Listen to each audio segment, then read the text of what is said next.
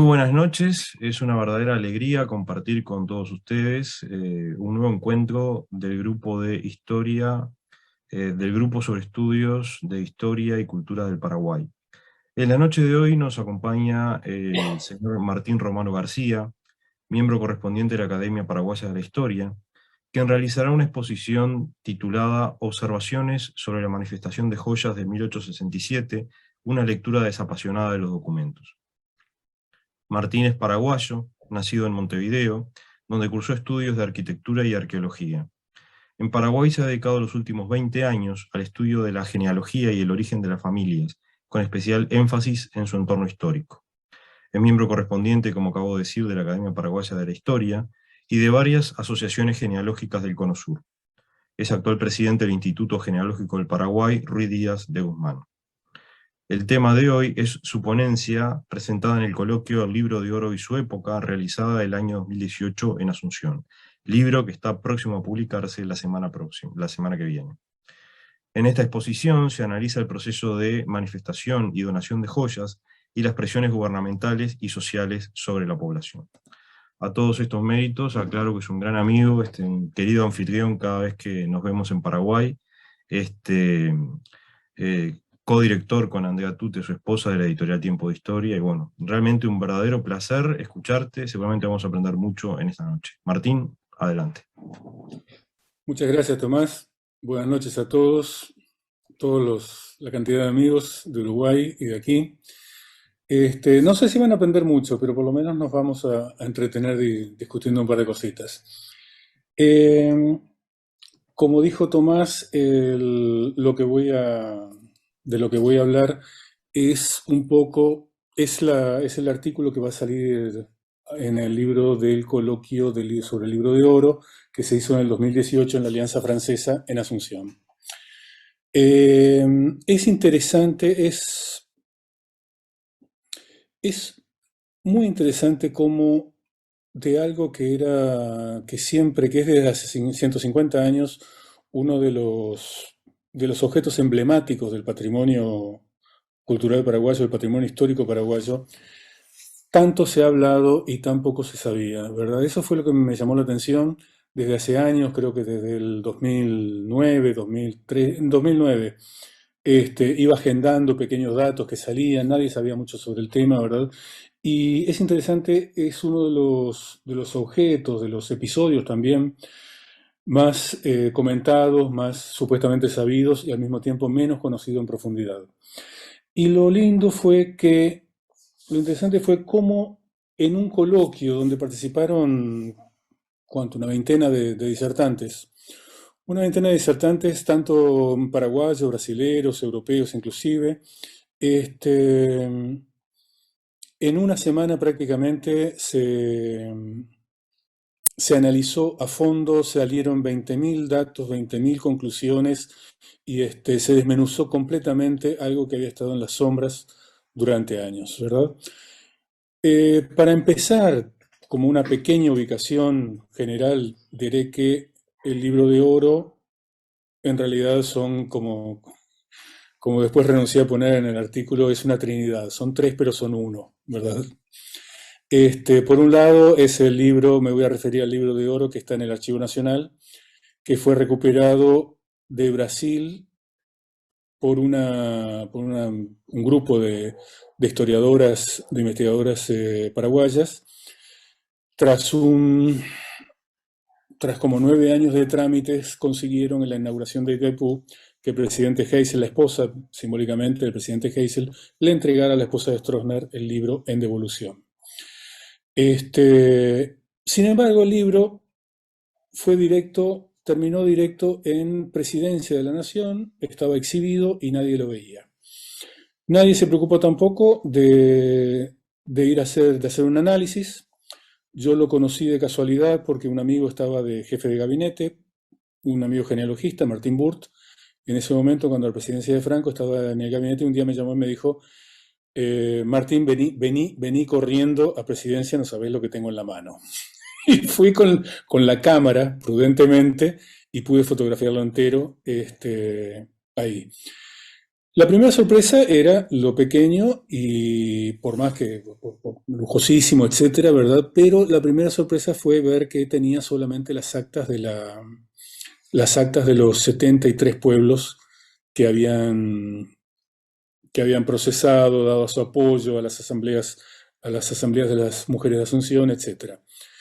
Ese libro quedó por años, hasta el 2018 justamente, 2017, quedó por años en presidencia hasta que lo recuperaron Patrimonio, eh, con Colombino, Vicente Arrúa, ya director del archivo, etcétera, presionaron y lo llevaron al Archivo Nacional, se hizo una muestra, una exhibición y después el coloquio. Paralelamente, había tres libros de actas, tres libros mayores de contabilidad en el archivo. Siempre hubo y se conocían en el Archivo Nacional que sí tenían los nombres, ¿verdad?, de las manifestaciones de joyas. Una palabra importante porque, como veremos después, las manifestaciones u ofrenda de joyas, ¿verdad? Esos libros tenían un detalle completo de las joyas que manifestaba u ofrecía cada mujer. Entonces se le conocía como el libro de las mujeres, ¿verdad? Este, y al tener un detalle siempre se había pensado, era evidente que lo habían tenido a la vista, porque lo habían pesado, habían tantos adarmes, tantos granos, tanto esto, el peso exacto, ¿verdad? Se había registrado ahí. Y después, bastante ignoto, que yo durante mucho tiempo pensé que era el resumen, el pasado en limpio, había un tercer libro de oro, el tercer elemento de la Trinidad, el Hijo, en el Museo Monseñor Sinfoniano Bogarín.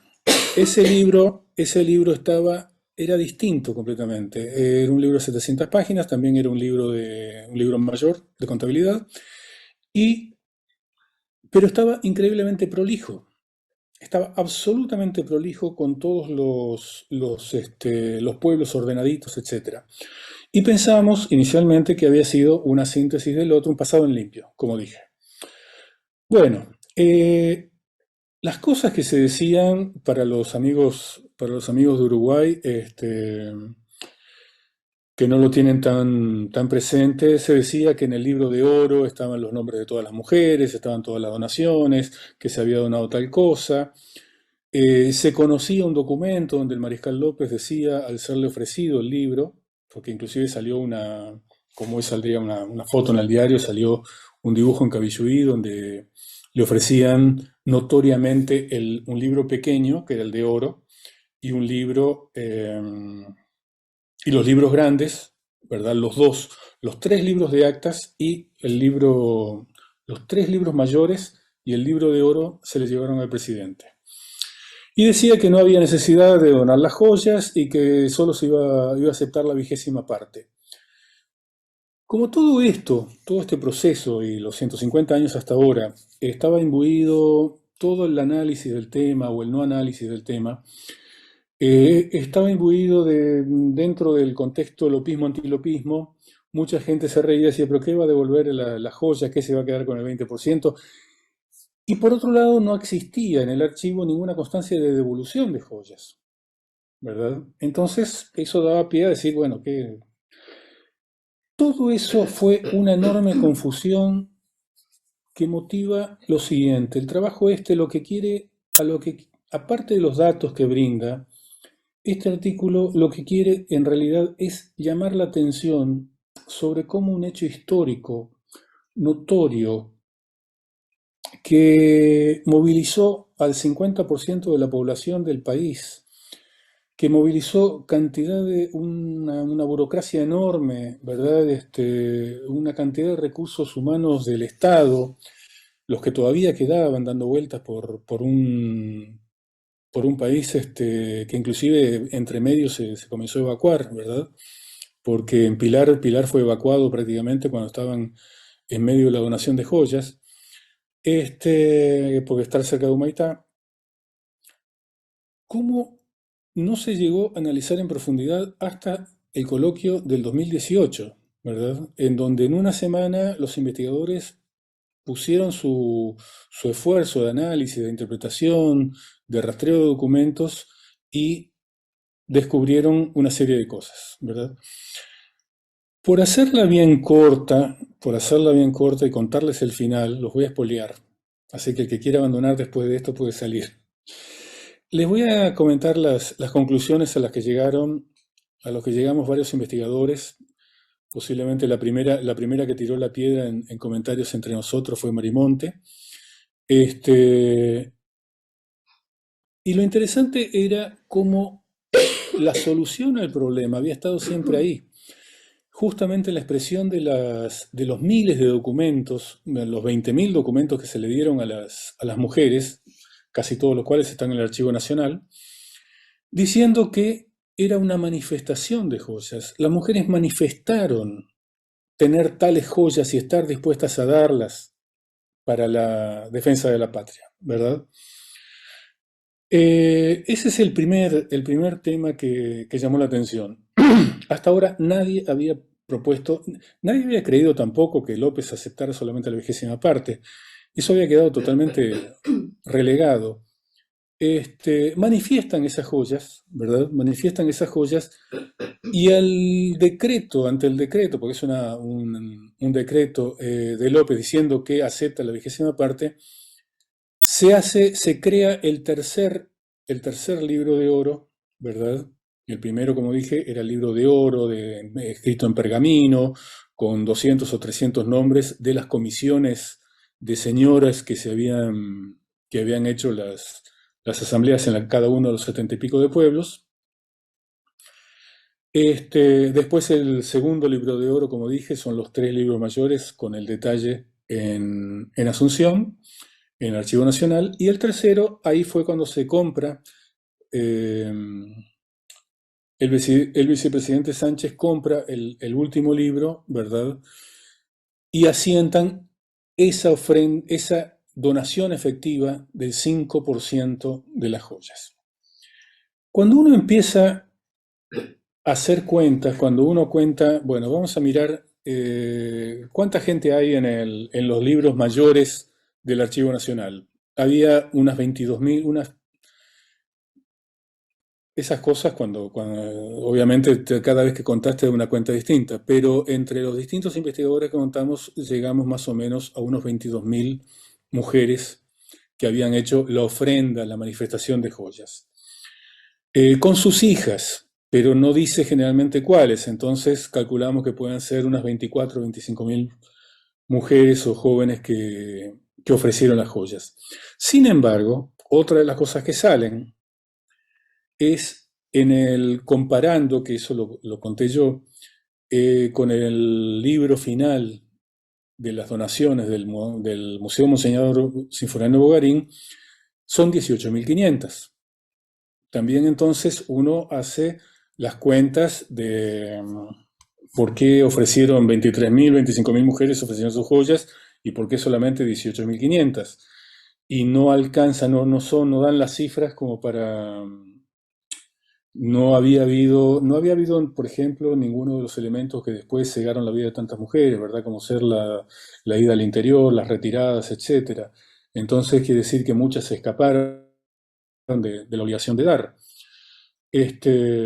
Por otro lado, 18.000 mujeres, hicimos una cuenta y da consideramos más o menos, según las cifras de Wigan y Potas, que dan unos 435.000 habitantes para Paraguay, consideramos 50% a grosso modo mujeres, unas que más o menos de los 16 a 17 años, son todas cifras arbitrarias, pero no creo que estén demasiado lejos de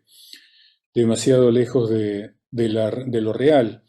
Estimamos que las chicas podían ser exigibles a partir de 16, 17 años a ser consideradas mujeres y pedirle la donación de joyas. Por otro lado, una chica de menos edad no iba a tener joyas. Conclusión, ese 18,5% de donantes nos da que puede llegar a ser el 18% de las mujeres de mayores de 16 años, ¿verdad? Lo cual es un porcentaje minúsculo y eso también llama la atención. O sea, ya se decae la leyenda de que las mujeres fueron en masa a donar sus joyas para la defensa de la patria, ¿verdad? Este, entonces, empiezan a saltar, fuimos al archivo, empezamos a ver documentos y empiezan a saltar cuestiones así, se ven la cantidad de joyas y la cantidad de joyas no eran muchas, la 20ª parte era menos todavía y solo el 10%, ¿verdad? Después lo voy a ver, solo el 10% resultó que había donado más de una darme. Una darme es 1,79 gramos. O sea, el 90% de las mujeres donó menos de 2 gramos. Y encima posiblemente no lo hayan donado, la mayoría no lo, al ser tan poco, al ser tan poco, no lo donó en oro, lo donó para no deshacerse de una joya de la cual iba a donar el 5%, lo pagó en pesos, ¿verdad? Y bueno, y empezaron a salir un montón de cuestiones. Empezó a salir que las mujeres tuvieron que pagar el papel y los libros para los asientos. La gente, los burócratas que recogían las donaciones, cobraban por su trabajo, ¿verdad? Las mujeres que no habían se habían presentado a donar eran buscadas por las autoridades de los pueblos. Empezó a salir toda una serie de cosas que fue bastante desmitificadoras del elemento poético de la donación de joyas para la defensa de la patria. Yo soy particularmente sensible, me gusta analizar, una línea de investigación que me interesa mucho.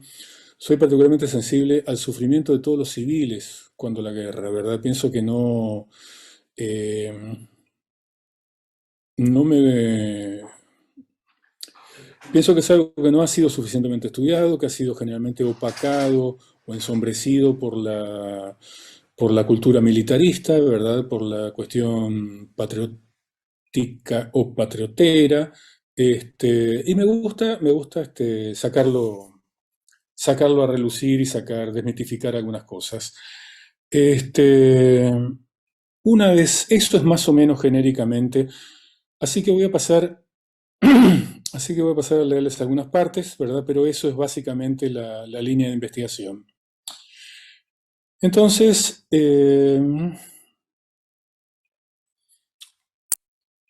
aquí tenemos,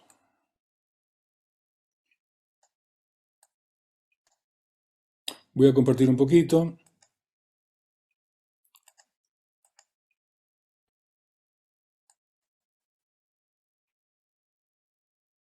Este, Inicialmente nos dedicamos, antes de coloquio, nos dedicamos al libro de oro porque veníamos sacando como ustedes saben, la serie de libros Formación de la Familia Paraguaya, ¿verdad?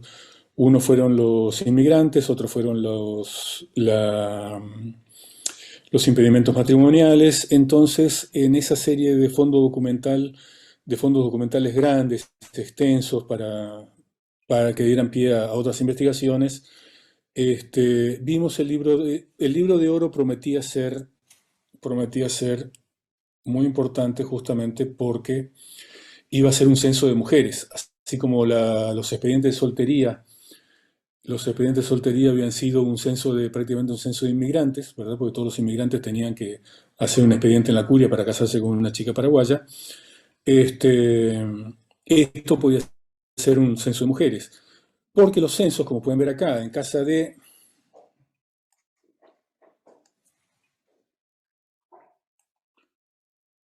Esto es el censo de Quiquio de 1846. En casa de Félix Bobadilla, de 49 años, su esposa Juana Francisca, de 32. A la pucha, Juana Francisca, ¿cuánto? Todos los genealogistas nos cortábamos ahí, queríamos hacer un harakiri con el mouse porque las mujeres no figuraban prácticamente, salvo que fueran jefas de familia, ¿verdad? Lo cual era muy común, pero no era. Entonces quisimos justamente pensábamos que iba a ser un censo con todo, por fin iban a aparecer los nombres y apellidos de todas las mujeres. Este, por eso, desde siempre estuvimos interesados en ellos.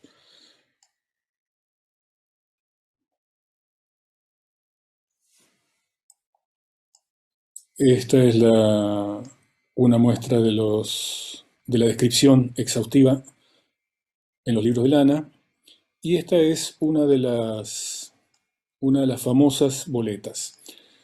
El proceso, les cuento el proceso, es interesante, pudimos reconstruir el proceso de donación, ¿verdad?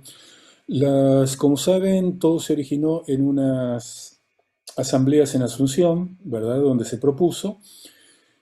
Se formaron asambleas de mujeres, comisiones de mujeres en todos los pueblos, ¿verdad? Que son las que después firman y figuran en el libro de oro propiamente, y siempre llevan más o menos este formato. Esto, como ven acá, lo fotografiamos hace años, en el 2015, lo fotografiamos, lo encontramos en una visita buscando documentos paraguayos en la sección manuscritos de la Biblioteca Nacional de Río de Janeiro, que como saben es el equivalente a nuestro Archivo Nacional, la parte de manuscritos. Viva la República de Paraguay, etcétera, joya e impreso, preimpreso, joyas y alhajas pertenecientes a la que suscribe, fulana de tal, y sus hijas, tac, tac, tac, y que manifiesta, no dona, a la comisión encargada de la toma de razón, o sea, que el asiento de dichos objetos en esta capital para la ofrenda de las hijas de la patria del jefe supremo de la República para aumentar los elementos en la heroica defensa de la causa nacional. Fíjense qué curioso, Rosario de Oro, está, el número no figura, pero dice Rosario de Oro con. O sea que partían de la base de que un rosario es el primer elemento interesante que encontramos. Partían de la base, los burócratas, le voy a llamar a los organizadores prácticos de la donación o de la ofrenda, de que todas las mujeres tenían un rosario de oro y lo iban a donar. Es más, dije mal, no le ponen el número porque esta mujer donó 4 rosarios de oro. O sea, dejaron el número en blanco. 4 rosarios de oro con, y ahí venían las piedras, con una cruz de peso de 3 onzas, 13 adarmes, bien pesada, como 70-80 gramos, una cadena de oro con crisolitas, tanto 17 adarmes, que también son como 34 gramos. La señora esta mañana todavía estaba mirando una declaración de una señora que la busqué por el apellido y me parece que es la hija de uno de los Rojas de Aranda, ¿verdad? Primo del tutor de Mariscal López, cuando chico. Y la señora, por lo que había entregado, había manifestado antes 534 gramos de oro, o sea, tenía más de medio kilo de oro en propiedad que había ofrecido, o sea que vaya a saber. Bueno, nótese que no es exactamente un recibo, desde que dice que es una manifestación de la existencia, las anotan pero no necesariamente las reciben.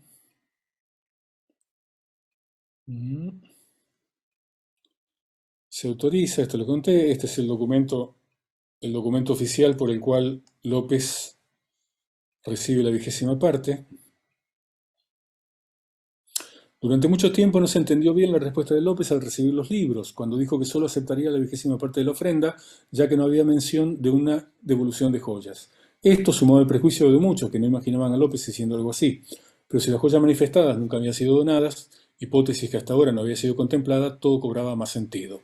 Ahí recién cerraba el hecho de que en todo momento las boletas dicen que es una manifestación, no es un recibo formal de las mismas.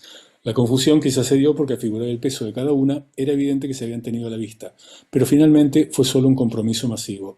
Esto que estoy diciendo, que ahora es claro para todos y va a estar en casi todos los trabajos de este libro, que Liliana dice que es un giro copernicano en la investigación de la guerra, durante 150 años no se pensó, no se vio como posibilidad siquiera, ¿verdad?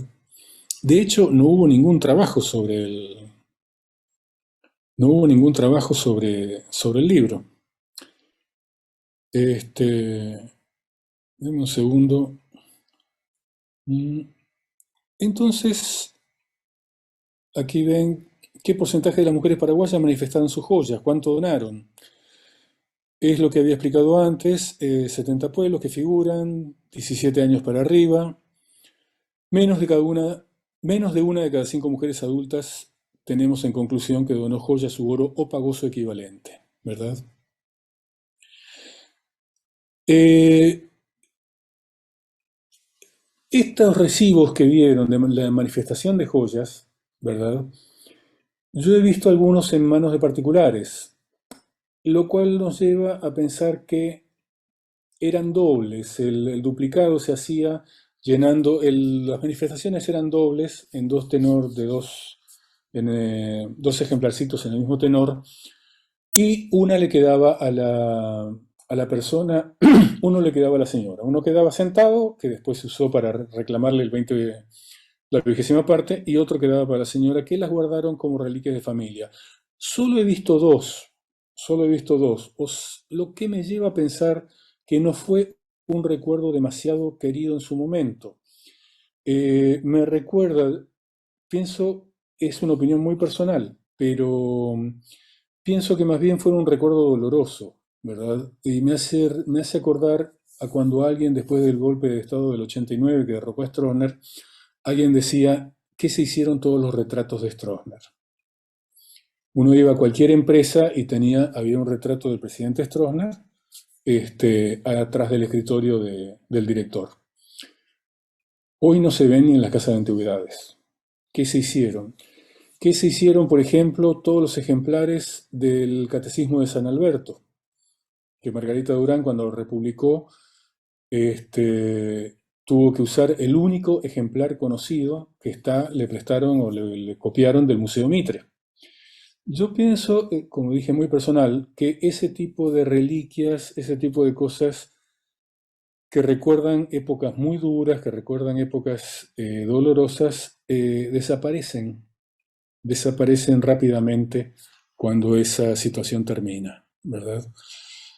Este, y como digo acá, y si hablamos más en detalle, hablando ya de las cifras de las que mencionaba, veremos en el libro del Museo Bogarín, donde están las donaciones efectivas, cómo apenas el 10,8% donó joyas de más de un adarme, eso contando las piedras y corales. El 90% donó menos que eso. Hay miles de donaciones de pocos granos, granos con N, cuando 576 granos hacen una onza de oro. Creo que es la 16ª parte de un adarme. 0,2 gramos, creo que es un grano. El total de oro sobre 18.500 mujeres hace un promedio de aproximadamente 0,7 gramos por persona. O sea, algo liquidable en la época con menos de un peso de 8 reales, unos que tengan una equivalencia de 203.000 guaraníes actuales, ¿verdad? Ese fue el promedio de donación. Veamos, por ejemplo, la lista de donantes de San Lorenzo de Campo Grande. Hay una columna con 9 donantes que entregan 28 octavos de adarme, de 0,22 gramos cada uno, o sea, 0,68 gramos promedio por persona.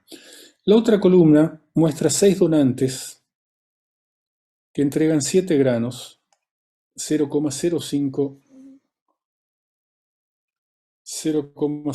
gramos cada una. Estas señoras de arriba, que están viendo, donan un promedio de 190, es una página absolutamente al azar, la elegí solamente porque están todas en una columna y después todas en otra. Siempre se ponía, es la costumbre de la época, para todos esos documentos se ponía los que donaban más arriba o adelante. El promedio de estas damas de arriba fue de 198.000 guaraníes actuales por donante. El promedio de las señoras de abajo es de 16.800 guaraníes por donante. A los que, perdón, tú Tomás, lo sabés, Matías también, a los amigos uruguayos le voy a decir que estos son unos 198.000 guaraníes, equivale más o menos a unos $35, y 16.800 guaraníes equivalen a $2,50, una cosa por el estilo, ¿verdad? Ese es del libro Donantes del Museo Bogarín. Las cifras expuestas hasta aquí obligan a revisar lo que se ha escrito sobre el tema. En particular, el argumento sin la suficiente base documental de la masiva, voluntaria y efectiva donación de joyas repetidas sin análisis. Sobre lo voluntario, sobre la cantidad de mujeres, sobre la cantidad de oro y hasta sobre las joyas que a la vuelta de Madame Lynch de Cerro Corá las mujeres de Asunción le reclaman y que no son las joyas de la donación, hablaremos en un libro que estamos preparando porque nos dio pena la cantidad de material que habíamos juntado, la cantidad de análisis y que no poder volcarlo en el artículo, ¿verdad? Este, después hablo a ver, después hablo, el artículo menciona la donación para el gorro triunfal de oro y brillantes y la guirnalda de oro para el Mariscal López, un regalo también de las señoras. Es importantísimo ver esto, todas estas asambleas que empiezan en enero, febrero, se concretan en la ofrenda de donación, en la manifestación de joyas, más o menos por junio, julio, y se realizan más o menos en agosto, septiembre. En septiembre se compra el libro de Bogarín para sentar todo eso, ¿verdad? O sea, a fines del 67, en septiembre, octubre, deben estar recolectando joyas todavía o pagos, y en noviembre del 67, prácticamente encimados con la donación de joyas, en noviembre sale la propuesta de regalarle una guirnalda de oro y un gorro triunfal de oro y brillantes en demostración de amor y gratitud, según consta del acta del 29 de septiembre último, publicado en el número tanto del semanario, reconocido unánimemente los altos méritos que el excelentísimo Mariscal López, etc. Hablando claro y pronto, lo que vemos en el archivo es un esquilme absoluto de la población por riquezas que no iban a poder ser usadas en nada. Te duele el pecho de pensar esas cosas. Los hombres no estaban libres del asunto, ¿verdad? Los hombres fueron esquilmados. A la de las joyas, pongo, el 67 fue un año especialmente activo en cuanto a obsequios, colectas y donaciones. A la de las joyas seguirían ese mismo año las colectas para una espada y vaina de oro que ocupó el sector masculino, que fue entregada al Mariscal López el 25 de diciembre. Y en noviembre en junio se propone y en noviembre empiezan a juntar para el gorro, que por otro lado también salen cosas interesantes. Inicialmente el gorro triunfal de oro y brillantes, que pone los pelos de punta ver la descripción, con todos los nombres de las batallas grabadas, ¿verdad? Este, todo ese detalle encontramos, Thomas Wigan menciona en la Guerra del Paraguay, la Guerra de Triple Alianza, menciona que estaban en el Instituto Geográfico Militar de Río Grande do Sur. Le pedimos a un amigo que todos ustedes conocen seguramente, porque va a todos los simposios sobre la guerra, Francisco Martínez de Río de Janeiro, nos mandó una copia, consultó el archivo de nuevo por nosotros, y el cónsul, se lo piden al cónsul Couberville, el cónsul francés, y el cónsul propone hacerlo en Francia. O sea que estaban reunidas las mujeres aquí, juntando dinero, para darle al cónsul que lo iba a pasar por Buenos Aires, lo iba a girar a Francia con el encargo, o quizás encargarlo a Río de Janeiro, o girarlo a Río de Janeiro.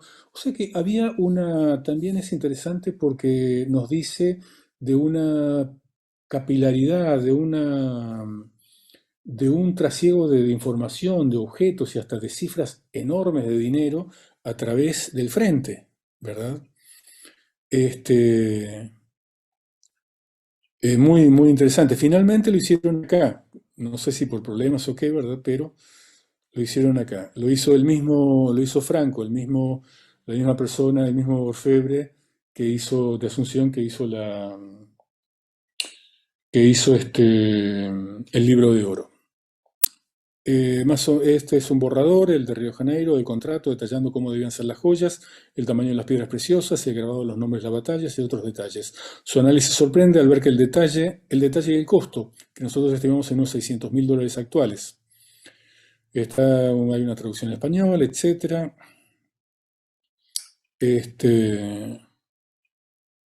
Mm, ¿Cuán permeable eran las líneas de los ejércitos enfrentados? Bueno, y para eso hay solamente de Guarambaré 16, una lista en el Archivo Nacional, solamente de Guarambaré 16 páginas con 900 nombres, de los cuales los 10 primeros tienen aportes de entre 10 y 25 pesos. Un enorme porcentaje de apellidos indígenas, es muy, muy curioso. Bueno, después otras cosas que son leyenda, digamos, que saltaron terriblemente, que fue una de las cosas que más me impresionó, saltaron en la investigación de los documentos, de los papeles, yendo a los papeles, ¿verdad? Del archivo fue la presión oficial. Entonces, como pongo acá, se ha leído por todos lados, todos lo han leído. A esta altura, el clima público promovido por el gobierno en el país era entusiasmo y casi festivo. El luto a las vivas estaba prohibido y se sucedían proclamas y fiestas populares registradas profusamente en el semanario.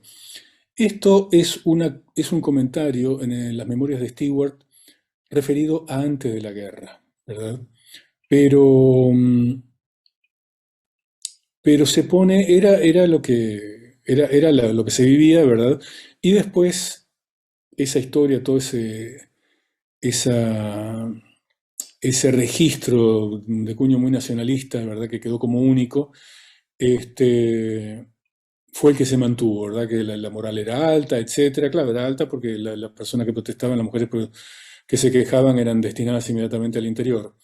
Sin embargo, en las últimas décadas han ido publicándose testimonios perdidos o silenciados que la contradicen, ¿verdad?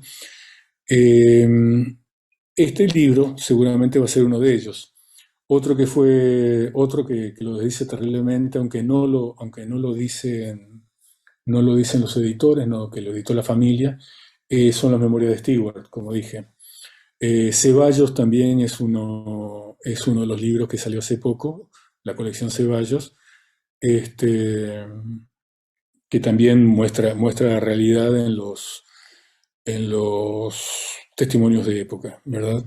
En las memorias de William Stewart, publicada recientemente, se lee esta imagen de la preguerra, pero la realidad era bien distinta y se ve en el mismo libro, páginas más adelante de mano del mismo Stewart. Y cito textual. Bandas de música ejecutaban las galopas en las calles a cualquier hora. Se organizaban costosas fiestas y bailes y la mayoría de los ciudadanos estábamos obligados a financiar los gastos mediante suscripción voluntaria, entre comillas. Se vivía un clima de terror. Muchos inocentes fueron arrojados a la cárcel, pero había que disimular y participar en los bailes públicos. Después, en su mismo diario, el 5 de marzo del 67, plena colecta de joyas, mi situación continúa siendo muy incómoda. Diría que se ha vuelto sumamente desagradable. Debo hacer un esfuerzo extraordinario para controlar cada nervio. Esta mañana su excelencia me acusó de falta de carácter para gobernar a mi familia y me dijo que mi esposa y su madre serían desterradas a la cordillera a causa de su falta de entusiasmo patriótico porque no se las veía suficientemente atentas en los bailes populares. Logré mantener el control considerando el riesgo que corremos mi familia y yo. La explicación, pongo en el artículo, de esa dicotomía se encuentra en los mismos documentos y libros que estudiamos, leídos en una clave de interpretación más ajustada a la crítica documental. En un análisis desprovisto más desapasionado, como digo justamente, es que empezamos a darnos cuenta, al igual que las memorias, al igual que las memorias de Stewart, el libro de oro y los documentos del Archivo Nacional están llenos de referencias que ponen en tela de juicio la espontaneidad y lo voluntario de los actos. Sin embargo, la marea interpretativa sesgada de mediados del siglo XX impidió una lectura más sobria y desapasionada de los mismos, como en los casos que nos ocupan. El ejercicio que se propone hoy es simplemente la interpretación de los documentos disponibles, nada más ni nada menos.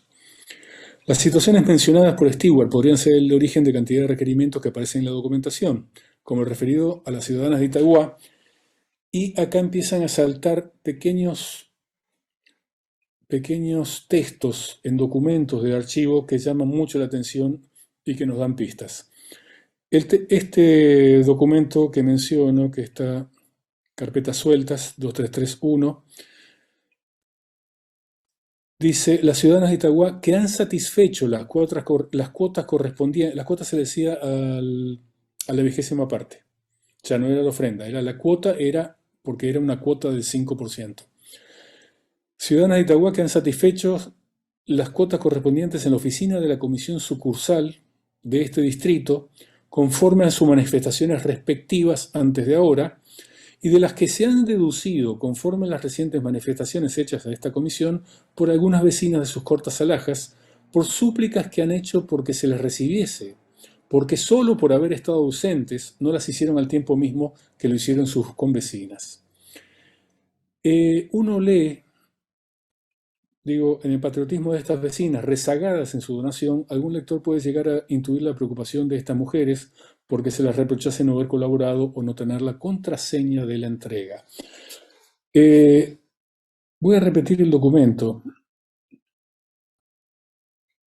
Por súplicas que han hecho porque se les recibiese la donación, pues solo por haber estado ausentes no los hicieron al tiempo mismo que sus vecinas. Esas mujeres fueron a presentarse a la comisión desesperadas por donar las joyas para poder tener la contraseña de la entrega, porque como vemos después en otros documentos, esa contraseña era la muestra de patriotismo, que prácticamente era un salvoconducto que decía que habían colaborado con la colecta, ¿verdad? Sobre todo si pensamos que tengo muchas suposiciones distintas, encontradas, o más bien contradictorias, no sé por qué se dicen encontradas, sobre el por qué una de cada 5 mujeres donó. Pero por lo pronto, si una de cada 5 mujeres donó, quiere decir que era en un momento de peligro tener esa contraseña, te ponía en el 20% de mujeres patriotas. Hay muchos documentos que narran los castigos a las mujeres que se encontraban sueltas, digamos. Era un delito muy grave no estar en donde se le había destinado a las mujeres de un pueblo, ya sea en ese pueblo o destinadas en otros distritos o residentas que acompañaban el ejército, ¿verdad? A las ciudadanas, por cierto, también es otra de las cosas que vimos. También se les hacía pagar los gastos que ahorraba la papelería en que se asentaba. Y como se ve en un documento correspondiente al partido de Pedro González era Ñembucú, la zona de Humaitá, Pilar, etcétera, es el suroeste del país, también pagaban las diligencias a quienes asentaban los pagos y se ocupaban de la tramitación. Les muestro el documento.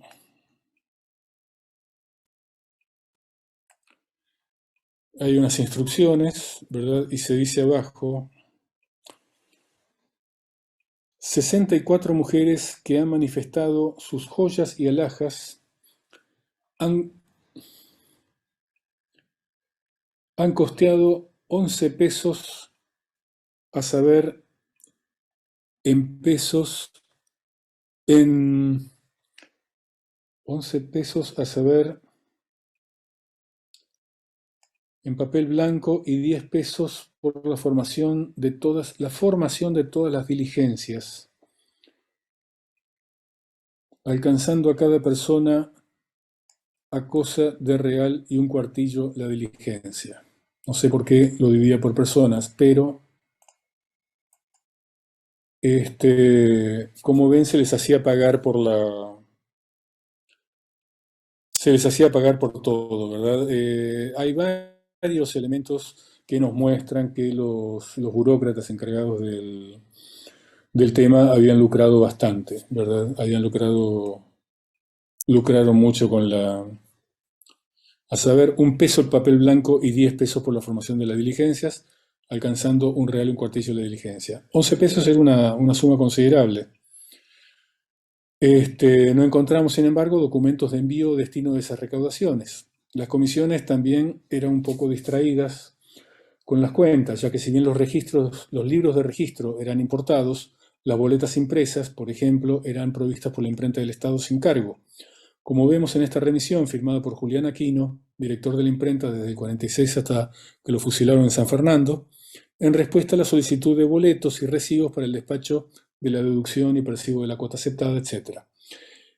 Entonces, Julián Aquino termina su nota diciendo, en cuanto al valor, al costo de lo que les estoy enviando, pueden ustedes admitir gratis, pues esta es la voluntad de quien suscribe. Lo cual nos dice, es algo que me demuestra en lo contrario, que los formularios eran remitidos sin cargo a las comisiones, aunque se le hacían pagar a las usuarias. Es un artículo con muchas fotos, porque sé que a muchos no les va, de pronto lo pueden discutir, así que Andrea me ayudó muchísimo. Yo al principio, por ser una charla, no había notado las referencias, ¿verdad? Porque, bueno, el coloquio se pensó como una charla y no estaba pensado sacar un libro. Pero como ven, no sé si se lee bien. En cuanto a su valor, pueden ustedes admitir gratis, pues esta es la voluntad del que suscribe. Y el pobre Julián Aquino le vendían lo que había dicho específicamente que no se vendiera. Después, otro elemento bastante crudo: lista nominal de las personas que no han comparecido al cumplimiento de las manifestaciones de sus alhajas, sin embargo, haber hecho indagaciones de ellas. Y son las que siguen. Por una cuestión de espacio no puse toda la lista, ¿verdad? Pero espero que se esté viendo. Este,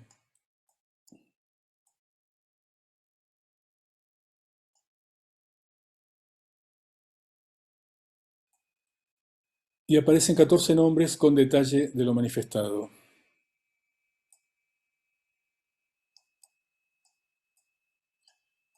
Después también en el mismo documento hay otro papel, otra hoja que dice: Luque, diciembre 2 del 67. Lista nominal de las personas que, sin embargo de encontrarse en el documento de las manifestaciones iniciales, no han sido halladas y son desconocidas por las autoridades de este partido, y solo se cree que pudieron haber sido algunas pasajeras que, aprovechando.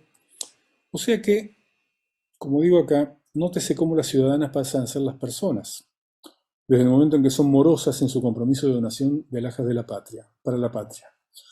Y así podríamos seguir analizando el sistema de donaciones y ofrendas, siendo el Archivo Nacional pródigo en documentación, esperando ser decodificada o simplemente leída desapasionadamente. Bueno, finalmente, mis conclusiones o mis consideraciones, más bien, las voy a leer directamente. En los 150 años pasados de la colecta que nos ocupa, mucho se ha hablado y escrito sobre la espontánea donación de joyas para la defensa de la patria, citándose innumerables veces las proclamas y nombres de las ciudadanas de las comisiones de asunciones sucursales. Como ustedes saben, yo me especializo en personas, en familias. Tengo prácticamente identificadas a la gran mayoría de todas las firmantes, no solo de Asunción, casi todas las de Asunción, y por lo menos la mitad de la de los pueblos. Este, y es muy doloroso ver cómo la mayoría tuvieron a todos sus maridos fusilados o muertos en la guerra. Ellas, las de las comisiones, vieron sus nombres escritos por calígrafos oficiales sobre pergamino, encuadernados en un libro con estuche de más de 10 kilos de plata y oro, que quedó como la única muestra pública del evento, invisibilizando a las reales protagonistas del mismo y los complicados y arbitrarios procesos que lo materializaron.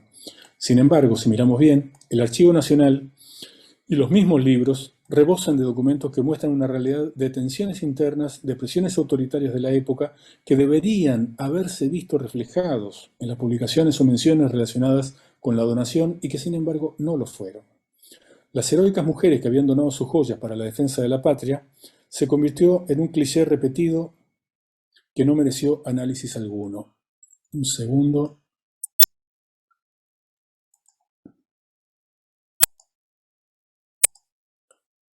Vuelvo.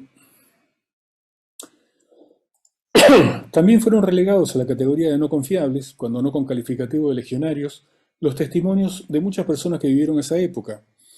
Stewart fue publicado hace 6 años. Ceballos fue publicado hace 6 o 7.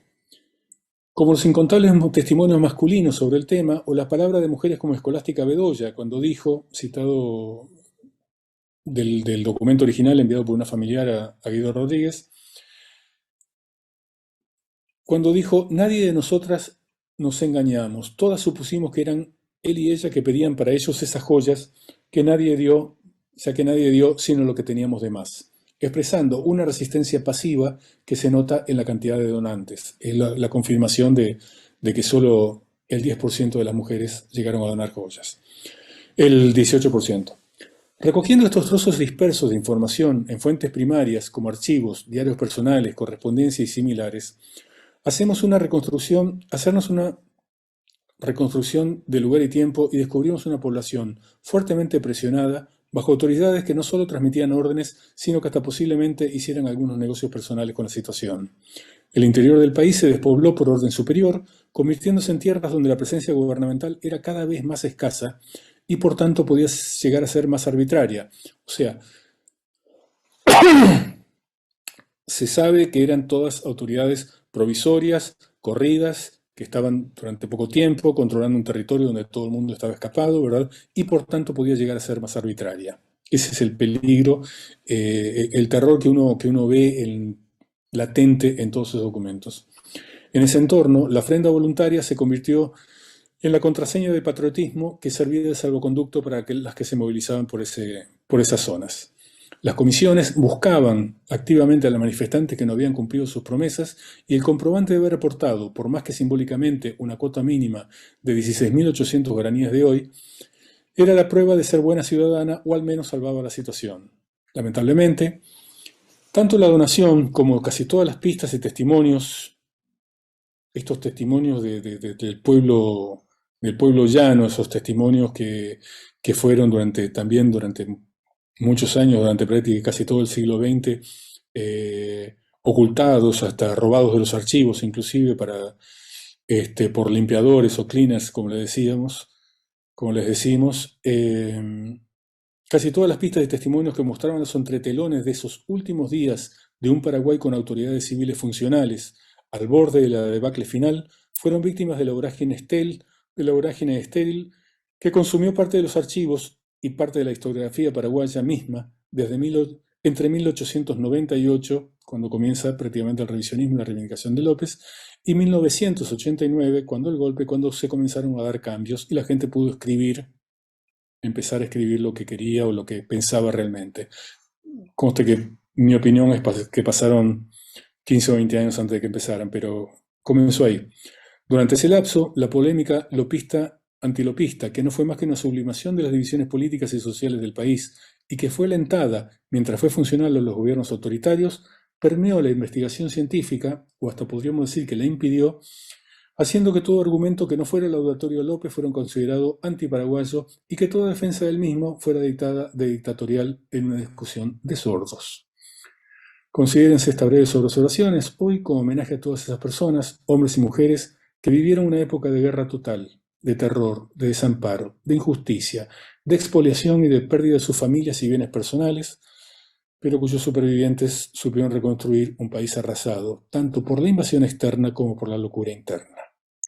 Así termina el artículo y mi exposición. Estoy abierto a todas las preguntas. Gracias. Bueno, excelente, Martín. Muchas gracias realmente. ¿Quién quiere empezar? Porque acá hay muchas cosas para decir y preguntar, por lo menos por mi parte. Me gustaría escuchar al público, a ver si tiene algún comentario o pregunta.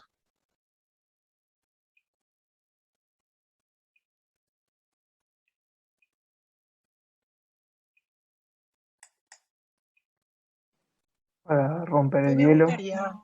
Hola. ¿Quién, perdón? Hola. Sí, escuchamos. ¿Me ¿Quién es? escuchan? Ana. Sí, Ana, adelante. Anita. Bueno, buenas noches. Qué linda exposición, Martín. Muchas gracias. Em, Gracias por estar. em, Te escuché atentamente y me gustaría señalar dos puntos. Uno es que el momento en que que se empieza a investigar sobre la donación de joyas, que coincide con la creación del Instituto de Investigaciones Femeninas, que es un ala de la Academia Paraguaya de la Historia. Y si bien Idalia Flores de Zarza hace ese énfasis, Martín, que estuviste dando de las mujeres donando y de las cuestiones patrióticas, creo que es importante señalar en que el momento que ella empieza a investigar eh, es un momento complicado político y que después se va a ver en el gran debate. Justamente la profesora Beatriz González está presente, un gran debate que se inició con una postura de su madre en la tribuna en marzo de 1970 sobre el heroísmo femenino, y que fue una batalla a través de medios periodísticos donde parte de la sociedad paraguaya tomó bando, pero fue un debate entre las mujeres historiadoras, profesionales, académicas, con las graduadas universitarias, y un debate historiográfico, ¿verdad? Ese debate yo creo que es muy importante porque unos años después, en el 74, se va a festejar o se va a proponer el festejo del Día de la Mujer Paraguaya coincidente con esta donación de joyas.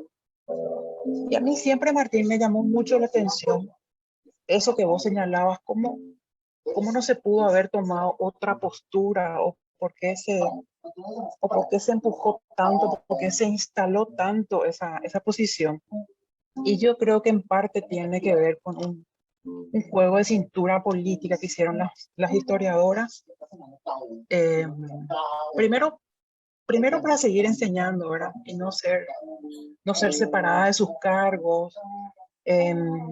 Segundo, no comprometerle institucionalmente a la academia, ya que Idalia Flores de Zarza, por ejemplo, era miembro, si bien no era una mujer política como era Carmen Casco, era miembro activa del Partido Liberal, ¿verdad?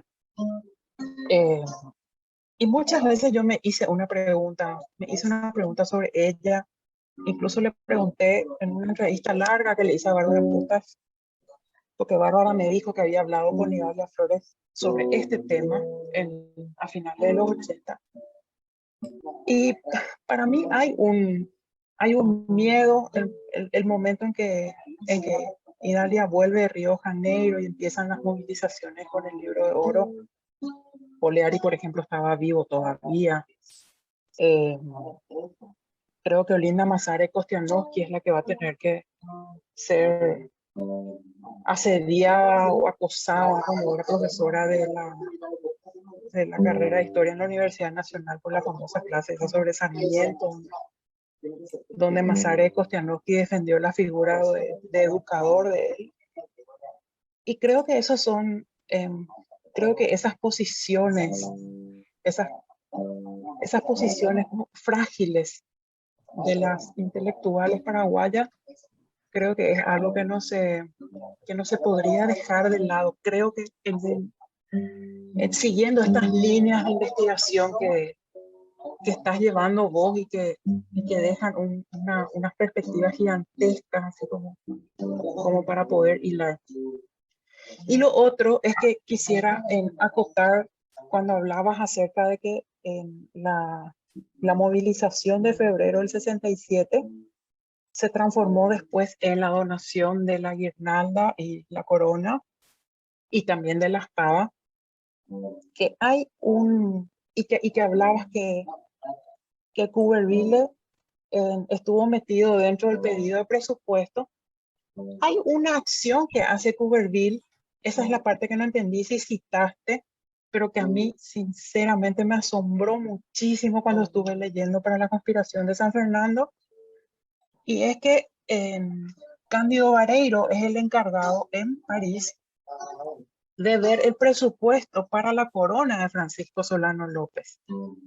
Y la corona de Francisco Solano López ese documento está en el Archivo Nacional Asunción, incluso está creo que está el diseño de la corona, pero el detalle es para caerse de Tal espaldas de lo cual, que costaba eso, porque tal llevaba, cual. por ejemplo, 32 frutillas de rubíes, con no sé Exactamente. cuántos diamantes de no sé qué cosa, y uno dice, es 1868, López está por abandonar San Fernando, camino a las posiciones del Piquisirí, y cómo se estaba viendo el presupuesto para cosas así, o sea, y bueno, y estaba Courreville, estaba el Estado, se sacaba el presupuesto, las mujeres en Barrios ya estaba detenido y su esposa era una de las encargadas de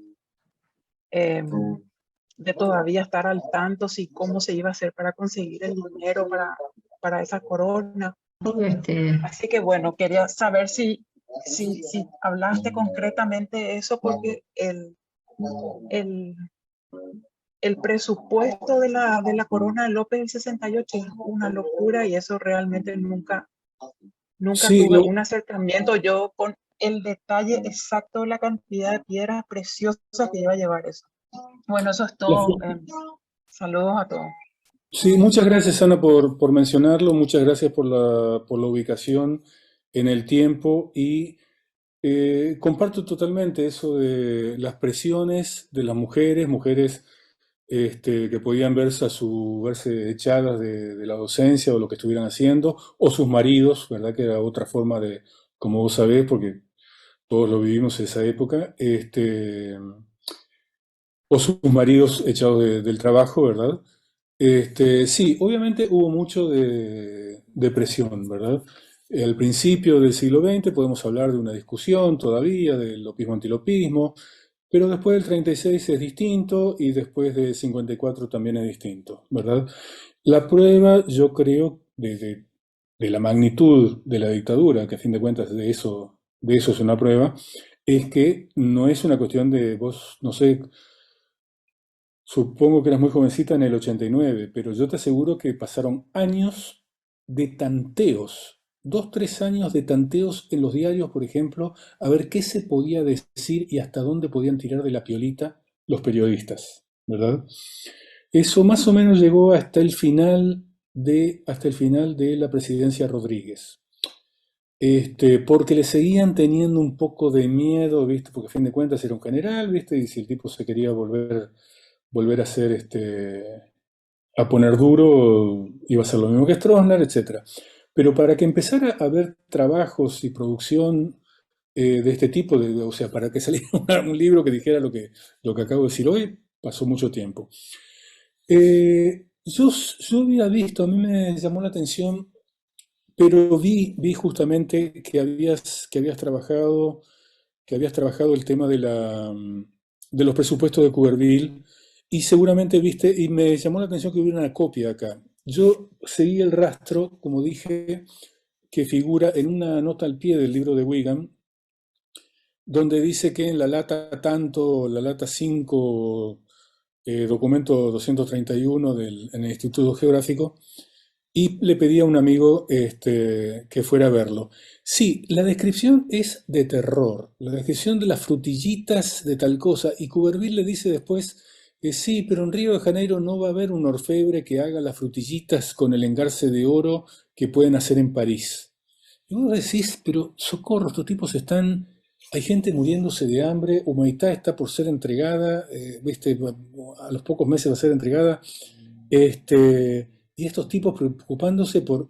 Hice el cálculo, porque yo tengo un pequeño trabajo, quizás un librito en algún momento, donde quiero publicar todas las equivalencias de peso, medidas, dinero a valores actuales, etcétera. Por eso estuve varias horas o un par de días justamente averiguando y saqué esa cifra que pienso que es bastante real, porque el precio de oro lo podés rastrear en internet desde la época desde el año cero hasta ahora, ¿verdad? Y me daba, está por todos lados, y me daba justamente unos $600.000 en hacerle algo que iban a hacer en París y que iban a traer subrepticiamente, iba a pasar. No, es de terror, de terror. Y no es el peor ejemplo. El peor ejemplo quizás sería, todos ustedes lo conocen, ¿verdad? Porque es algo muy, muy difundido, cuando unos días antes del 1 de marzo, eh, López dicta cómo tiene que ser la condecoración para la condecoración, esta venció penuria, la condecoración de Cerro Corá a los 400 fulanos que habían llegado hasta ahí. Todo el mundo recuerda una condecoración que se llamaba una medalla que iba a decir venció penurias y fatigas. Bueno, hay un detalle de páginas diciendo cuántas puntas tiene que tener, qué forma tiene que tener, con un brillante de tal forma, de oro para los oficiales, de plata para esto, que yo y tanto para la tropa, con una cinta de tales colores, cuando al final lo único que pudieron dar fue un pedacito de escarapela a cada uno de esos pobres 400 espectros que habían llegado hasta ahí, ¿verdad? Pero hicieron este, el decreto de cómo tenía que ser la medalla, como si algún día las cosas volvieran a ser, ¿verdad? ¿Están viendo en este momento las fotos del libro de oro? Sí. Les voy a pasar algunas fotos. El libro tiene un insert de color porque realmente, como pueden ver, esto es el libro abierto, visto de atrás, con las tapas y el lomo de oro, chapa de oro recubriendo madera, ¿verdad? Porque tiene varios milímetros de grueso. Y a la izquierda lo que ven es la caja que lleva el libro, que es de plata y oro. Voy a pasar otras fotos. Que en este momento baila un poco, ¿verdad? Pero justamente hace unos días encontré un documento que decía que estaba forrado en terciopelo de color, en terciopelo mordomé, etcétera, etcétera, ¿verdad? O sea que le han faltado partes. E inclusive no sé si se ve mi mouse dando vueltas acá, Sí, en los ganchitos estos se nota que el gancho que cierra, como los breviarios, como las Biblias, ¿verdad? El gancho que debía cerrarlo falta. Y en el documento que encontré dice justamente, los ganchillos son movibles con un brillante. O sea que eso se lo metió en el bolsillo alguien en algún momento, ¿verdad? Este, Martín, estos son, consulta estos son de los rápida en libros. relación a la foto. Pero ¿Qué es lo que tiene grabado en la tapa, así en detalle? en la tapa no recuerdo en este momento, hay un artículo muy bueno de Delfín de Melazo, una de las organizadoras, bueno, ella es justamente especialista en este tipo de documentos y lo detalla. Pero es una alegoría de de supuestamente, ella dice, es copiado de tal lado y de tal otro, una mujer en una especie de pedestal de mármol, tipo monumento. Ya se lo voy a mostrar mejor. Hay una mujer que representaría a Juno, ¿verdad? Escribiendo los nombres en el libro. Y otras dos mujeres abajo, al pie, mostrando, donando las joyas y chafalonería, etcétera. Ahora se los voy a mostrar. En el lomo está increíblemente bien escrito, de eso no tengo ninguna foto. Los grabadores son impresionantes. En el lomo está escrito, la mujer es la patria agradecida al mariscal. Esta es una de las firmas del libro de oro mismo. Esta foto que, disculpen, son todas de distintos tamaños y tengo que acomodarlas un poco. Estas son muestras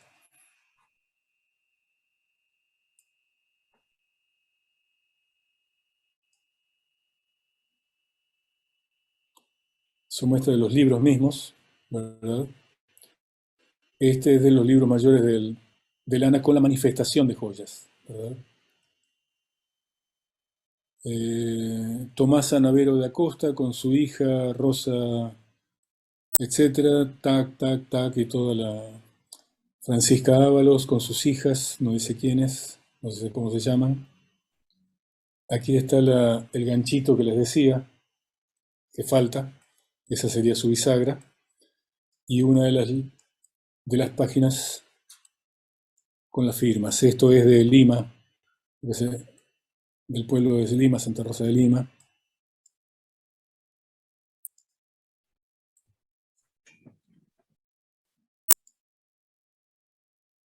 Acá se puede ver mejor el detalle del... Esto es un aplique de oro macizo, ¿verdad? No, el trabajo es impresionante, al punto de que algún experto dijo de esto y de otra joya que no está ni siquiera acá, está en Argentina, pero identificaron como paraguaya. Un experto dijo, son muestras de lo que era la capacidad de los orfebres paraguayos en la época y de lo que no quedó nada por una cuestión de saqueo, ¿verdad? Pero el trabajo de orfebrería en sí, todo esto es cincelado, todo esto es hecho a martillito, ¿verdad? Cincel. Acá la otra parte de Bisagra. la otra parte de la bisagra, ¿verdad?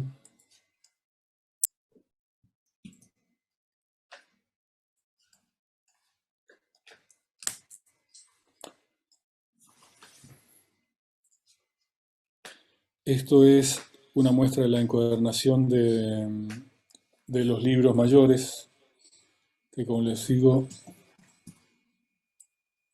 totalmente con sus tapas de cuero. Y acá lo que preguntaba Matías,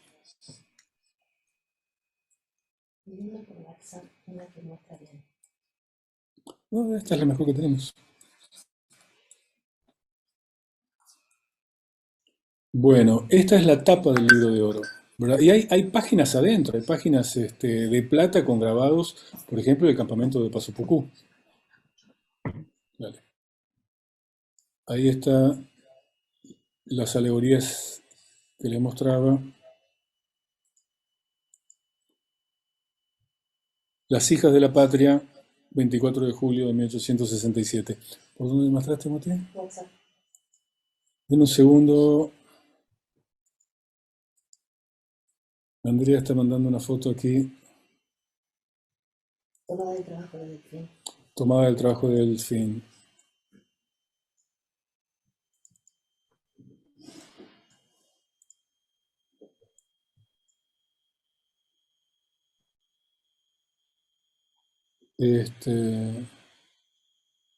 Aquí, como les dije, de Asunción reconocimos absolutamente todos. Ahí está. Escolástica Barrios de Gil, Josefa Carrillo de Escalada, la esposa de General Barrios, Carmen Palacio, la hermana o la madre creo, del obispo Palacios,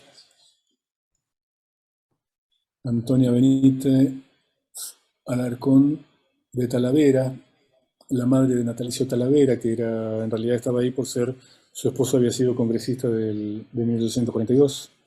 Tomasa Bedoya de Fernández, la esposa de Francisco Fernández, también, por supuesto, fusilado en San Fernando.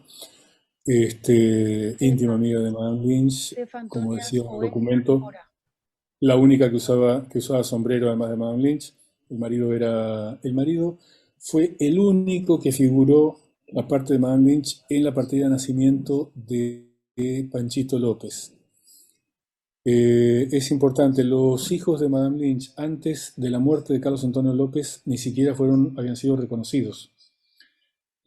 A Panchito lo registra Madame Lynch, que figura con el apellido equivocado, como inglesa, y sale de padrino Francisco Fernández. O sea, el único tipo que había estado ahí, pobrecita, que te da una pena bárbara, ¿verdad? Como dije, los hijos de antes de que... López no se animó ni a reconocer a los hijos antes de que muriera el padre. Clara Escató de Guiburú, Rosalía Mazó de Chirife, están todas de cada una en un trabajo más extenso que quiero sacar justamente en un trabajo más extenso vamos a dar detalles de todo, de cómo terminaron todos. Aquí, Matías, esta es la del trabajo, sacado del trabajo de Delfín, ese grabado en oro que veíamos recién. Uno escribiendo en el libro, No lo estamos simboliza el viendo, libro. ¿Cómo? que no estamos ¿Lo están viendo, viendo? solo la Ah, página. perdón. Compartir, no, tenés razón. Compartir la pantalla, un segundito. Dame un segundo.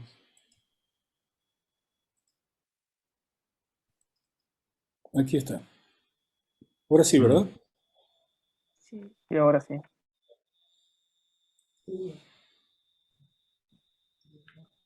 Clio no Juno. Qué Bueno, buen acá. Es trabajo. Clio, Clio. Sí, tenés razón, me lo acaba de decir Andrea. claro. A la izquierda ven dónde dice Delfín que se debe haber inspirado, ¿verdad? ¿Llegan a ver?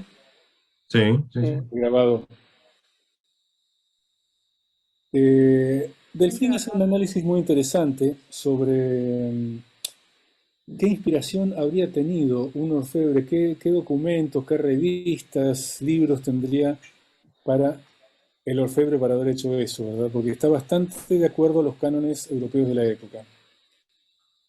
Como digo, Las hijas de la patria, 24 de julio de 1867. Era el día del cumpleaños del mariscal. Exactamente, era para el cumpleaños, lo hicieron coincidir. Claro. Qué buen trabajo, Martín, te felicito. Bueno, esto es del fin, pero yo me consideraría muy contento si pudiera llamar la atención sobre la época, ¿verdad? Y quiero expandirme, quiero extenderme más sobre el tema en un trabajo más largo, porque son contados los documentos que mencionan el tema, ¿verdad? También está para hablar quiero dedicarme a la evacuación de Asunción. Hay algo que pienso que no se ha trabajado, o no se ha trabajado mucho, no recuerdo, apenas lo veo mencionado en algunas partes. ¿Qué pasa con una ciudad capital cuando le das 48 horas para ser evacuada? Y le decís, váyase a 10 kilómetros a un lugar donde evidentemente no era que tuvieran hoteles, ni mucho menos. Había gente que podía ni siquiera tener vehículo, las colas, la ida, la fila de gente caminando. Algunos tendrían caballos, algunos poquísimos tendrían carretas o no las tendrían ahí. Pero en 48 horas, ¿qué ibas a hacer con tus muebles, la platería? Recordemos, como ustedes saben, porque era igual en Uruguay, este, la gente, la platería era una forma de ahorro, así como su exhibición, que hasta ahora todo el mundo tiene, muchas casas tienen una pequeña exhibición de cositas, detalles de plata, de la familia o de lo que les gusta que van comprando. En una época era una exhibición de riqueza y en una época era un salvoconducto, una salvaguarda, ¿verdad?, contra justamente expulsiones. Yo recuerdo en mi familia, en la familia de Andrea, en Uruguay, cuando entre las luchas entre blancos y colorados, de pronto hubo familiares que se contaba todavía en la familia, cuando yo era chico, se contaba cómo habían caído no voy a decir los blancos o los colorados para no lastimar no molestar a nadie, pero había caído el otro bando y les habían dado horas para salir, ¿verdad? Entonces, se cuenta la anécdota de una de un abuelo, ¿verdad? Que la miraba a la mujer delante de los ocupantes y le decía, vieja, estás llevando eso, ¿verdad? Y se refería a la cajita metálica con las libras esterlinas. Y cada tanto le decía, bueno, y llevas eso, ¿verdad? Sí, le decía la otra. Y cuando estaba en la carreta, camino a Brasil, al exilio, donde estuvieron como 10 años, dijo, sí, y la abuela sacó una virgencita en vez de las libras, ¿verdad? El otro casi la deja ahí. Pero bueno, y justamente de esa familia, un hijo estaba jugando en la estancia de un vecino y quedó dando vueltas y lo enrolaron para la guerra, estuvo unos meses, nunca quiso contar nada, nadie sabe nada, solo hablaba de los mosquitos.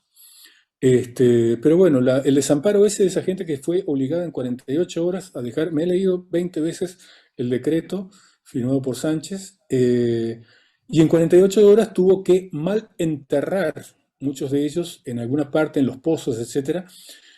Y sabiendo eso fue que, obviamente, sabían lo que iban a encontrar. O sea, cuando le entran los brasileros y saquean Asunción, este, los tipos sabían perfectamente que los otros se habían escondido eh, a las apuradas porque no habían tenido tiempo. Asunción fue desocupada, la gente se fue a Luque, solo quedaron algunas casas ocupadas por, por las legaciones extranjeras o que estaban alquiladas para miembros de la legación extranjera y por tanto tenían una, una relativa, una relativa protección, ¿verdad? Por la bandera. Pero y se pasaba la gente, toda esa vida cotidiana de la cual no tenemos mucha constancia y que quiero recuperar, es que se pasaban viniendo las señoras, sobre todo, porque los hombres casi no estaban, casi no había, pero se pasaban viniendo las señoras pidiendo permisos a decir, tengo que ir a buscar tal cosa, tengo que ir a buscar remedios, o esto, lo otro, ¿verdad? Y encontraban faltantes en las casas, y hay toda una serie de documentos muy interesantes, ¿verdad? Sobre lo que pasó en Asunción, quiénes eran los únicos extranjeros no diplomáticos que podían entrar, era un socio, un testaferro de Madame Lynch, alguna documentación sobre el cual encontramos en Uruguay. Andrea la copió, una cuestión muy interesante.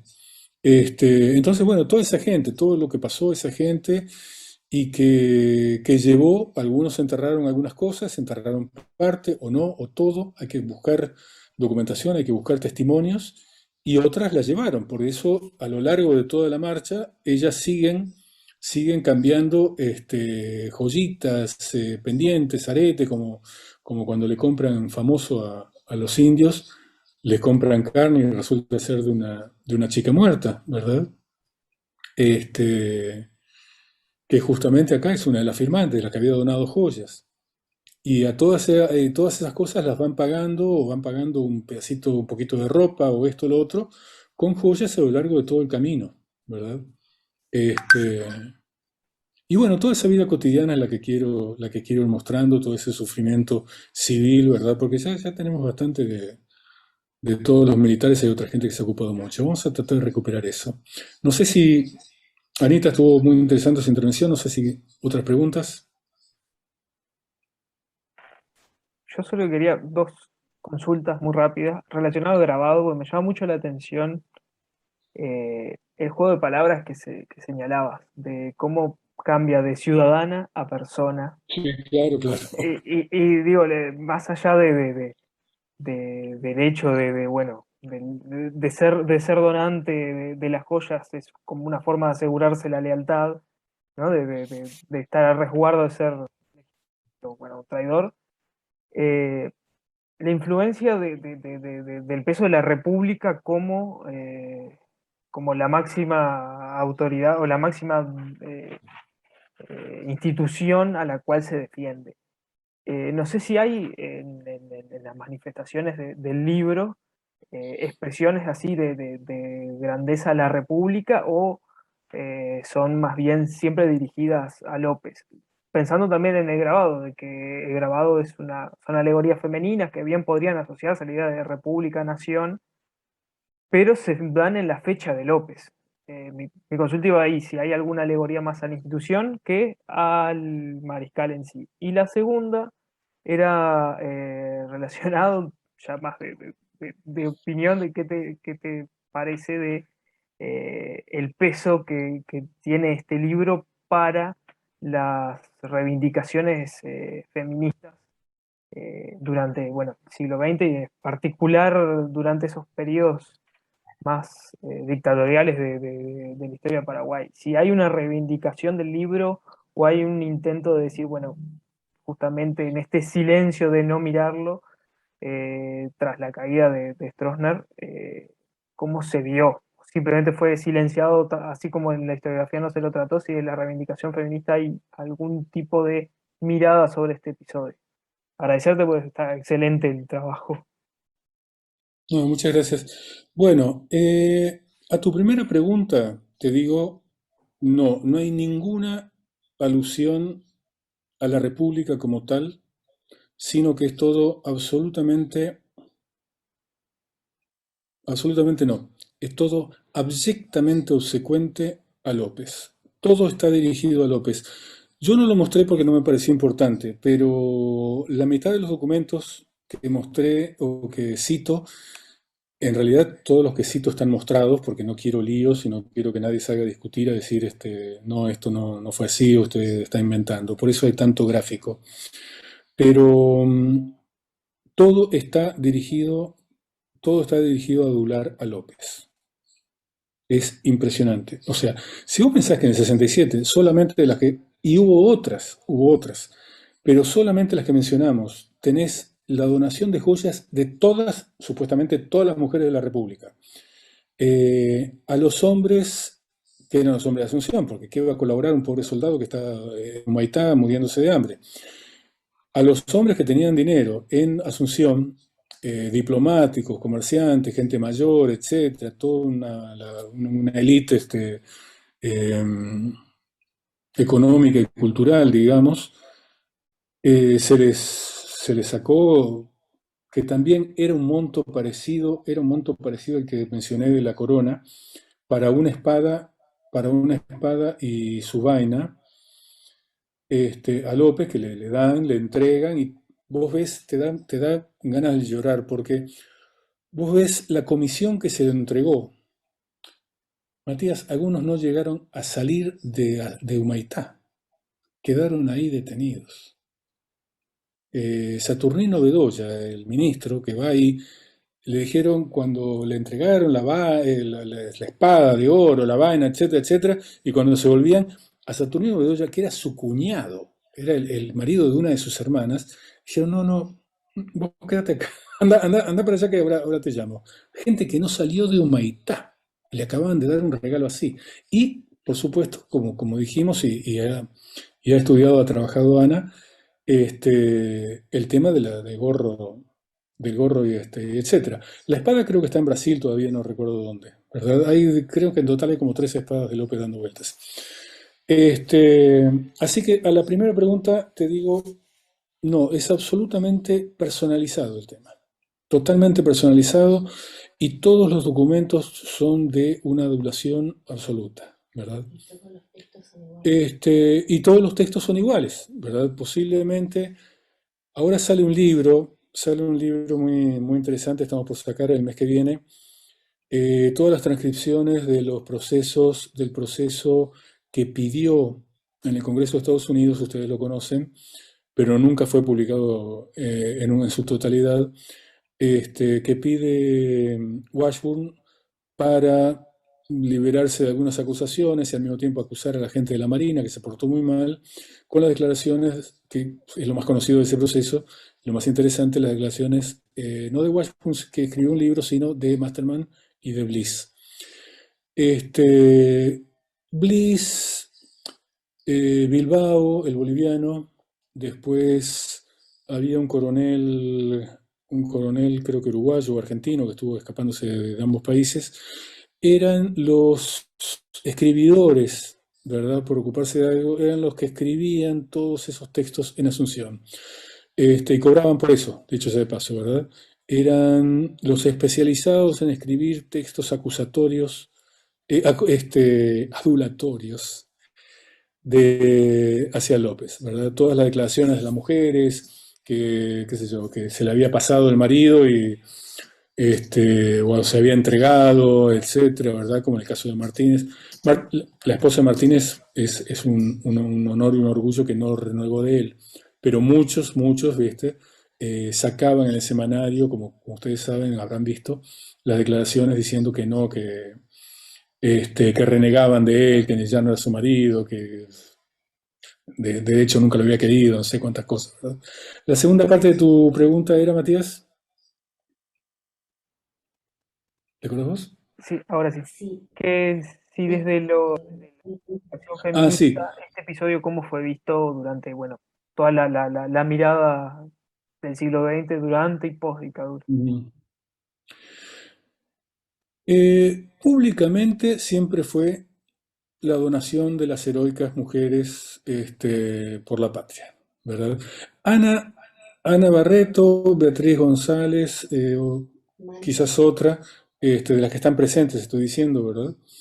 Quizás te puedan responder mejor en la interna de las investigadoras, de las historiadoras mujeres, cómo evolucionó eso. Me gustó justamente el análisis que hizo de la evolución y de los peligros que corrían todas esas señoras, ¿verdad? Que en el fondo la mayoría posiblemente fueran liberales al mover esas cosas delante de Stroessner, que no le gustaba dar demasiado protagonismo a nadie, ni escuchar sus opiniones, pero evidentemente lo manejaron muy bien, ¿verdad? Hilaria Flores de Zarza, eh,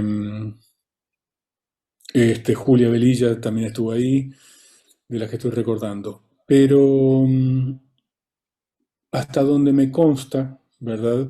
Siempre el poco análisis que se hizo fue de las heroicas mujeres y los nombres de todas. Lo que pasa es que también tenés que ver una cosa, Matías, nadie había visto, nunca se le había dado bolilla ni se habían entendido bien los libros mayores del Archivo Nacional. Y por otro lado, nadie había visto el libro de oro físico, porque estaba guardado, la vez que pedí verlo, ni me respondieron, ¿verdad? No voy a decir quién fue, ahora es una empresaria que estaba de directora de protocolo, ni me respondió, inclusive hablé con el marido, que era amigo de ella, amigo mío, pero mandóme decir así verbalmente por el marido que no, esas cosas no se tocaban, ¿verdad? Pero junto con el libro de oro también estaba la bata, el salto de cama de Mariscal López, este, un batón bordado en brocado y qué sé yo. ¿Qué hace eso doblado en una vitrina en presidencia? Y no sé, pero estamos en un país donde todo el mundo es historiador, a todo el mundo le gusta la historia, vive por la historia, respira historia, y sin embargo no tenés un museo nacional, ¿verdad? Este, tenés apenas un museo del Ministerio de Defensa Nacional, de donde ellos mismos se roban todo, vamos a ser sinceros. Así que todo eso está por verse, catalogarse, analizarse y estudiarse. Pero como te decía, la opinión general para lo poco que se sabía era de las mujeres se organizaron, había un orgullo porque, como se dice, según se dice, según parece que fuera, se menciona a muchos lados, fueron las primeras asambleas de mujeres, ¿verdad?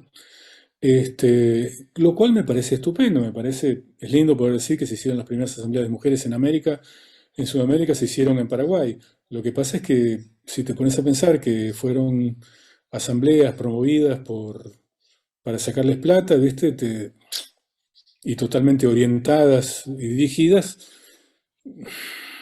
te da un poco de pena, ¿verdad? Ni que hablar de cosas que saldrán en el libro, pero no puse acá porque no es un documento, no es un documento primario. Los comentarios sobre los libros mayores que se entregaron a López fueron usados para ver cuánto dinero tenía algunas mujeres y entre otras cosas cuando se mandó, esto lo menciona, ustedes conocen la historia de Toro Pillaí. Toro Pillaí fue un suboficial que fue enviado por López a Concepción y protagonizó lo que se llamó después la masacre de Concepción, un libro narrada por Héctor Francisco de Cud. Héctor Francisco de Cud, después de la guerra, le vino a pedir trabajo, de hecho un desertor, ¿verdad? Porque el tipo había desertado, se había escapado porque le habían condenado, iba a ser condenado a muerte seguramente, porque se había quedado con joyas de este episodio. Toro Pizzaghi era un suboficial que fue enviado por López, llamó a un montón de mujeres y hombres, pero llama la atención, principalmente mujeres, en Concepción, y los acusó a todos los concepcioneros de entrar en componendas con la flota, que eran los 3 barcos que habían subido y bajado, que estaban subiendo y bajando por el río, pero que nunca no llegaron a bajar ni en Asunción ni en Concepción cuando hubieran podido tomar eso con el meñique, ¿verdad? Entonces, llama la atención que llamaron mujeres. Las llevaban, las interrogaban, les preguntaban, les pedían que entregaran las joyas, les pedían dónde las tenían escondidas. Y una vez que las acompañaban a las casas, a desenterrarlas, a desesconderlas, y después finalmente las lanceaban y las mataban. Mataron unas 20 o 30 mujeres, todas de la sociedad, todas con dinero, todas con joyas. Y el comentario que le hizo, que le hacía, porque este Toro Pilladí que comandó el asunto, que comandó la operación, fue a pedir trabajo como capataz justamente a Héctor Francisco de Cud. Y de Cud lo interrogó prácticamente por las buenas, transcribió todas las cosas que le contaba este hombre, que había sido el encargado de toda esa operación.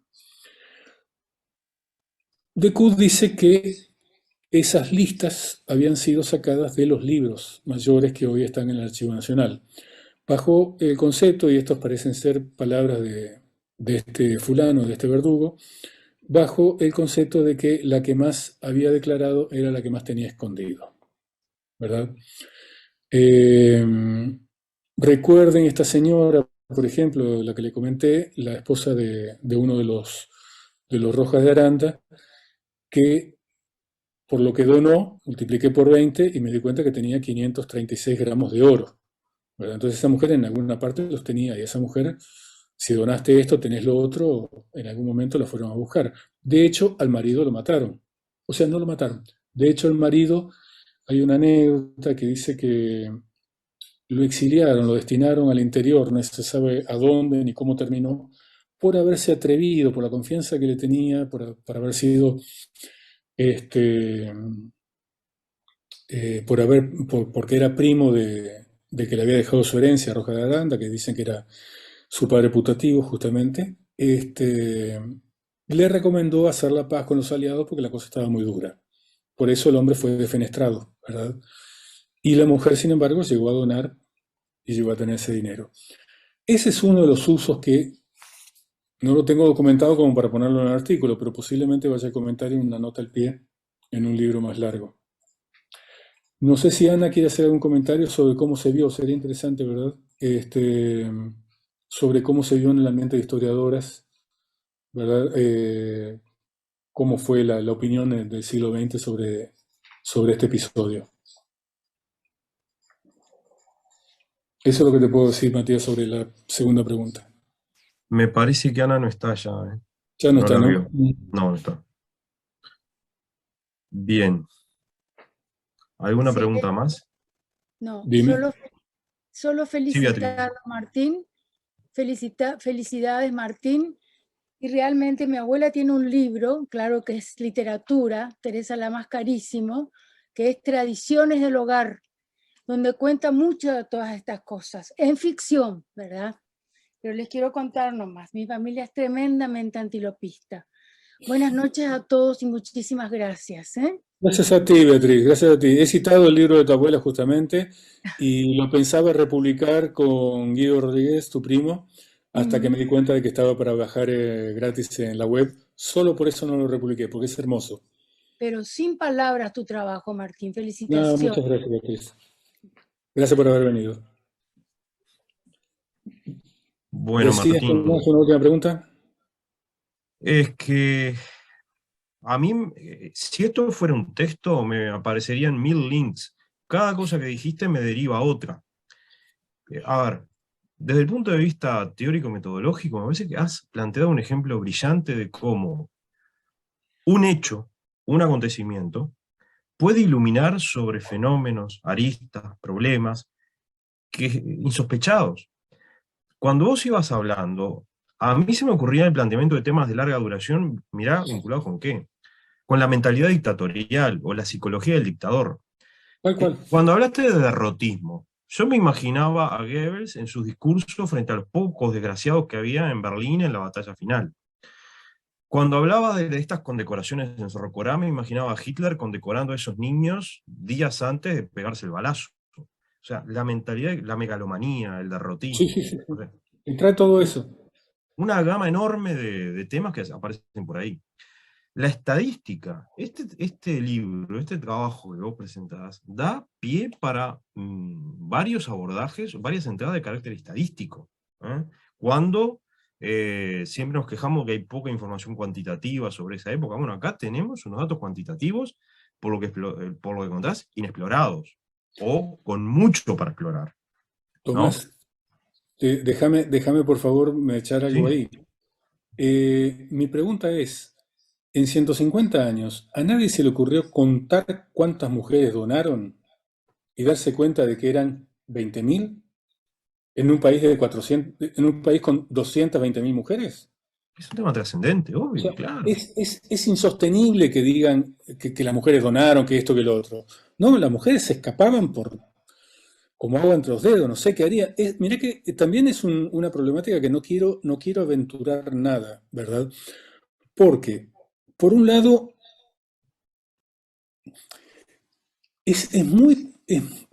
da para investigar mucho por qué fueron 20.000, por qué fueron el 18% solamente. Las mujeres se negaban, eso quiere decir que no era tan obligatorio, lo cual destruiría un poco algunas partes del planteo, ¿verdad? Este, por otro lado, ves con el encarnizamiento que buscaban a fulana porque no se presentó a entregar lo que había, la vigésima parte de lo que había declarado, y te das cuenta que no era un momento para andar jodiendo con nada, ¿entendés? Porque no tenían joyas suficientes. Entonces, hay cantidad de interrogantes, pero como vos decís, lo bueno de este tipo de investigaciones es que saltan por primera vez para cada tema datos duros, no sé si, Exacto, si es el nombre correcto o exacto, ¿verdad? Pero los datos claro. duros, viste, son eso que te dice el documento. Yo en el libro del Bogarín conté 18.500 mujeres. Nos repartimos el trabajo con Marimonte porque Marimonte hizo el de los libros del Archivo Nacional y le daba 22.000 que con las hijas estima que pueden llegar a 25. Pero después contar las donaciones, ¿verdad? Y ver que la gente había donado, ver lo mínimo que se había donado también, es interesantísimo. Hay 20.000 approach, ¿viste? Posibles y líneas de investigación que todas las querés seguir. Yo, mientras tanto, voy juntando todos los documentos, todas las teorías este, que no llegaron a entrar en el artículo, ¿verdad? Porque da para hacer algo más, da por hacer. Y datos duros en cuanto a decir, pues todo el mundo habla, bueno, tantos pesos. Bueno, ¿cuánto vale un peso en esa época? ¿Entendés? ¿Qué comprabas con eso? O sea, vos sabés que hay muchas formas de ver una equivalencia, de analizar una equivalencia monetaria históricamente, ¿verdad? He visto inclusive, hay gente analizando cuántos cafés, o sea, en épocas modernas, ¿verdad?